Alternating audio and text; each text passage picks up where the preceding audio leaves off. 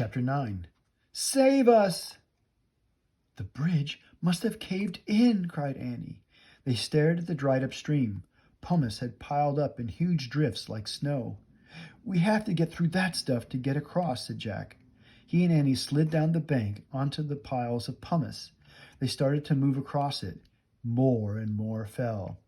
Jack tried to move through the millions of warm, grayish-white pebbles, but he was trapped. I'm stuck, cried Annie. Oh, me too, said Jack. Remember what Morgan said Annie. At that moment, Jack couldn't remember anything. He was too tired and dazed. In your darkest hour, only the ancient story can save you, cried Annie. Where's your bag? Jack lifted his bag into the air above the sea of pumice. Annie grabbed it and pulled out the ancient scroll. She held it up to the dark sky. Save us, story, she shouted. Jack felt himself sink deeper and deeper into the pumice.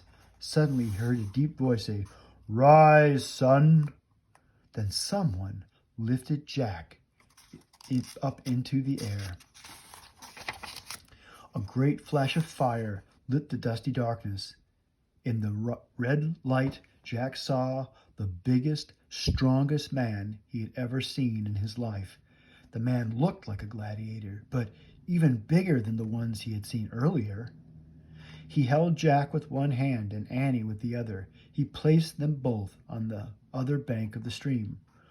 Run! The giant gladiator boomed. Before it's too late! Jack and Annie didn't stop to ask any questions.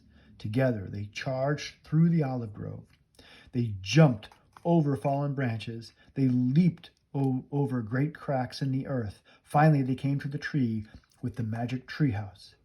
They grabbed the rope ladder and scrambled up the treehouse. Where's the Pennsylvania book? Jack shouted.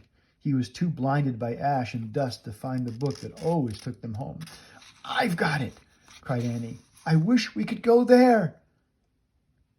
Jack felt the treehouse start to spin. It spun faster and faster and faster. Then everything was still. Absolutely, wonderfully, peacefully still.